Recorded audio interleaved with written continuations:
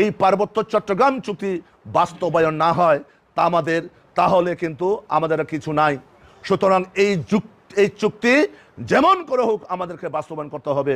আমি ব্যক্তিগতভাবে আঞ্চলিক পরিষদের মেম্বার হিসাবে, পার্বত্য চট্টগ্রাম জনসংহতি সমিতির কেন্দ্রীয় কমিটির দায়িত্বপ্রাপ্ত মানুষ হিসাবে দীর্ঘ 28টা বছর প্রত্যেক সরকারের সাথে চুক্তি বাস্তবায়নের জন্য আন্দোলন করেছি।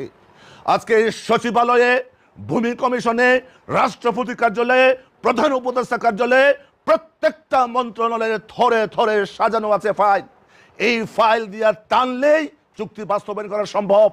কিন্তু পার্লামেন্টে, জাতীয় সংসদের ইতিবাচক পার্বত্য চট্টগ্রাম চুক্তির পক্ষে কথা না বলতে পারার কারণে যারা এমপি তারা কথা না বলার কারণে আজকের সরকার দিশা পাচ্ছে না চুক্তি বাস্তবায়ন কিভাবে করা হবে।